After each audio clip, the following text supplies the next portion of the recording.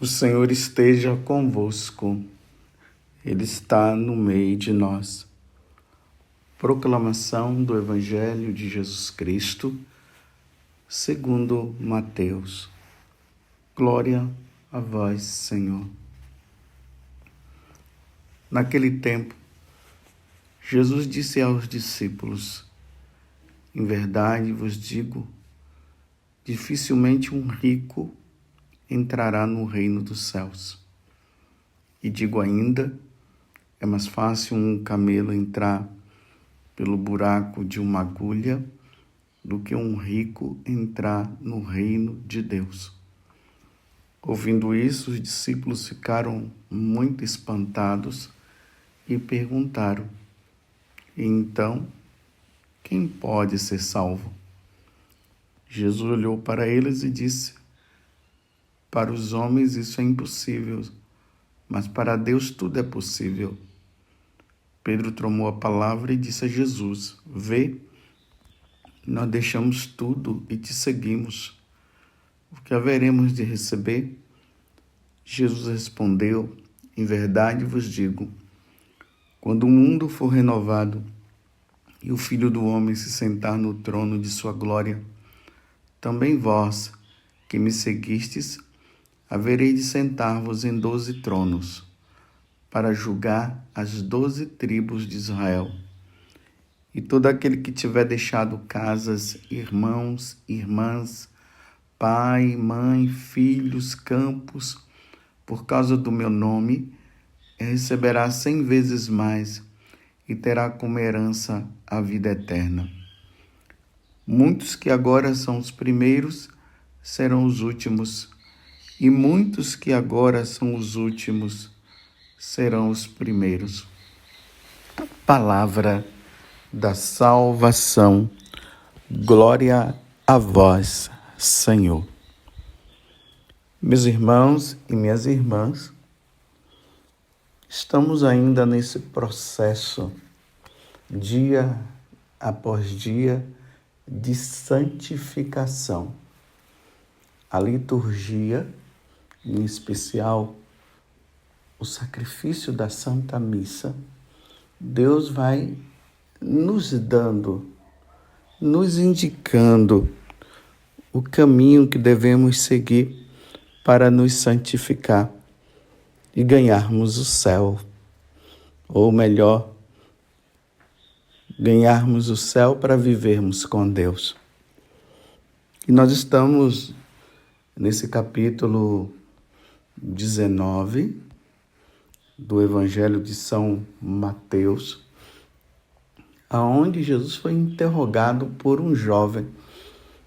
Nós damos o nome do jovem rico porque ninguém sabe o nome desse jovem. Não foi revelado o nome dele, até mesmo para que nós possamos nos colocar diante desse jovem, ou melhor, nos colocarmos no lugar desse jovem. E a pergunta dele foi essa: o que devo fazer para entrar no reino dos céus, para ganhar o céu? E Jesus disse: é só você praticar os mandamentos. Ele disse: isso aí eu já faço. E aí Jesus foi elencando os mandamentos. Aí ele disse: isso aí eu já faço. Aí Jesus disse para ele: falta-te apenas uma coisa, vai, vende todos os bens que você tem, o dinheiro que você tem, dá para os pobres e me siga. E ali disse que o jovem se entristeceu e foi embora porque ele era apegado ao dinheiro, apegado à sua riqueza. Então Jesus, olhando aquele homem, indo embora, aí Jesus disse: em verdade vos digo, dificilmente um rico entrará no reino dos céus. Causa um desconforto para as pessoas que são ricas, essa palavra. Dificilmente, dizer os santos padres, não quer dizer que não entrará. Então, alguns ricos que são apegados ao dinheiro, que não tem Jesus como Senhor, que não pratica caridade, que vive como um avarento, só pensa em si, acumula riquezas para si. Sim, esses daí dificilmente entrarão no reino dos céus, mas não são os ricos que não entrarão. Ainda mais que hoje há um exagero por parte de muitos das autoridades da igreja que estão canonizando os pobres. Tudo é pobre. O pobre é isso, o pobre é aquilo. Então é como se só os pobres entrassem no céu. Mas um pobre que não segue os mandamentos vai entrar no reino dos céus? Um pobre que não se santifica pelos sacramentos e não quer viver os sacramentos, não vive uma vida sacramental, não é casado na igreja.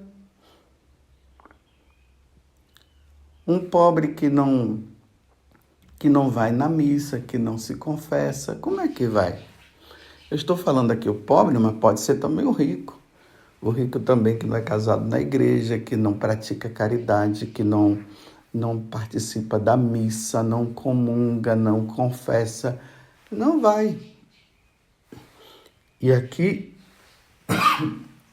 é bonito porque nas bem-aventuranças, Jesus ele deixa bem claro: bem-aventurados, felizes, os pobres de espírito, porque deles é o reino dos céus.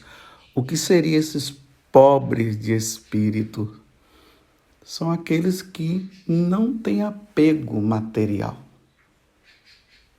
e vivem a vida dele voltado para Deus. Esses são os pobres desapegados. Então, um rico que é desapegado das coisas materiais e ele se apega somente em Deus, então ele é pobre, embora materialmente ele tenha muitas coisas, mas ele é pobre. Como um pobre materialmente e que não é apegado, porque tem pobre apegado aos bens materiais. Então, o pobre desapegado dos bens materiais e que tem como seu apego Deus, ele é pobre de espírito. Então, isso aqui precisa, meus irmãos, ficar bem claro, para nós não causarmos esse constrangimento com os que só os ricos os ricos são demonizados, os ricos estão condenados, os pobres estão canonizados, os pobres herdarão o reino dos céus. Não é bem assim, não. Bem, uma vez que isso deve ter ficado bem claro, você entendeu? Hoje, a igreja comemora a memória facultativa de um rei. Olha bem, esse rei, você já viu algum rei pobre? Os reis são ricos. O nome dele é Volque. Mas depois que ele foi batizado, o nome dele passou a ser Estevão. Então, Santo Estevão da Hungria. Santo Estevão da Hungria, ele foi casado com a rainha Gisele e teve um filho, pelo menos é o que percebe. Não sei se teve outros filhos a mais, mas teve um filho também chamado Américo. Todos os três no caminho da santidade. Santo Estevão foi canonizado no ano de 1083 por São Gregório VII. O seu filho Américo também foi canonizado, mas não foi na mesma data, né? Não encontrei na vida, em que ano foi que ele foi canonizado, mas ele é santo também. E a rainha Gisele, ela é beata. Ainda não foi canonizada, mas já é santa, ela é beata. Uma família inteira de ricos. O rei, a rainha, provavelmente o príncipe ali, o Estevão. Mas como foi que Santo Estevão, ele se tornou santo? O que levou ele à santidade? Santo Estevão, ele era desapegado. Ele usava das riquezas do seu reinado para o bem da igreja, para o bem dos pobres. Está vendo aí? O desapegado. Um rico. Ele fundou muitos mosteiros e espalhou muitas igrejas no reinado dele, na medida que as paróquias, as dioceses iam crescendo, ele era o primeiro a mandar construir as igrejas. Ele pedia que as igrejas fossem construídas. Ele era um homem muito caridoso e generoso. Ele fundou hospitais, asilos e muitas creches para a população pobre. Ele tinha um amor muito grande para com os pobres, principalmente os doentes. Ele tinha uma humildade muito grande. Ele fazia questão de tratar pessoalmente dos doentes, principalmente aqueles mais pestilentos, aqueles mais desprezados. Era ele estava lá cuidando. Ele era um rei muito assim diplomático, então ele conseguiu consolidar as relações com os países vizinhos. Isso lá na Hungria. Ele tinha uma grande devoção a Nossa Senhora. É incrível como os grandes devotos de Nossa Senhora, eles geralmente morrem ali, bem nas proximidades das festas de Nossa Senhora. Por exemplo, o Santo Estevão, ele morreu no dia 15 de agosto de 1038. 15 de agosto.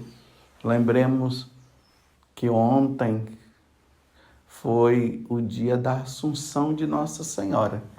Nós aqui no Brasil, não celebramos, vamos celebrar no próximo domingo, porque a Santa Sé pediu que essa celebração, que é tão importante para nós, pudesse ser celebrada no domingo, para que todos nós católicos pudéssemos participar.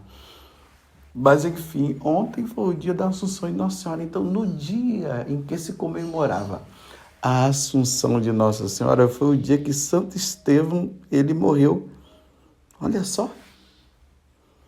Mas como a celebração da Assunção de Nossa Senhora é a celebração por excelência, a igreja achou por melhor comemorar a vida, a entrada de Santo Estevão na eternidade, no céu, no dia 16 de agosto, por isso que nós estamos celebrando no dia de hoje. Um homem muito devoto de Nossa Senhora, da Eucaristia, participava da missa, tinha uma vida de oração constante, rezava pelo seu reinado, rezava para que os países que estavam em guerra pudessem acabar com a guerra. O desejo dele é que todo o reinado dele se tornasse cristão. E isso foi acontecendo porque o pai dele queria que isso acontecesse, mas o pai dele não conseguiu ver com os próprios olhos. Ele conseguiu. Quando ele começou o reinado dele, o pessoal era pagão, adorava deuses, os deuses pagãos. E ele conseguiu fazer com que todas essas pessoas se tornassem cristãs. Vocês estão vendo aí? Quando Jesus agora, eu fiz questão de contar isso, essa história para vocês entenderem, né, que os ricos, para não ficarem constrangidos agora, os ricos vão ficar constrangidos mesmo se realmente não praticam a caridade, não fazem o bem, não vivem uma vida com Deus. Realmente isso aí é para qualquer um, é para pobre e rico. Pobre e rico que não leva uma vida com Deus, não quer saber de Deus, não se batizou, não quer levar uma vida santa, não se confessa, não pratica o bem por amor a Deus. Pobre e rico não se salva, não. Jesus quis apenas mostrar dentro dessa particularidade em relação a esse jovem, que ele, na hora que Jesus disse, deixa tudo para ficar comigo, aí ele se entristeceu e foi embora. E Jesus disse, realmente é difícil, muitos ricos não entrarão no reino dos céus, muitos, mas lembremos também que muitos pobres não entrarão se levarem uma vida errada. E aí, prosseguindo o evangelho, né, Pedro diz, nós deixamos tudo. Me parece que São João Crisóstomo fala o seguinte, que o que foi que Pedro deixou? Umas redes, uns anzóis lá, umas varas de pescar. Para ele, tá vendo? Isso era tudo. Era o ganha-pão dele, a confiança dele. Aí ele disse, então, nós deixamos tudo, que é que nós vamos ganhar em troca? Aí Jesus disse, aqueles que deixarem pai, mãe, filhos, campo, casa, receberão 100 vezes mais e terá como herança a vida eterna. Então, meus irmãos, aqui, o importante é que deve ficar no nosso coração é isso. Que a nossa recompensa é o próprio Deus. A vida eterna, meus irmãos, é a vida com Deus.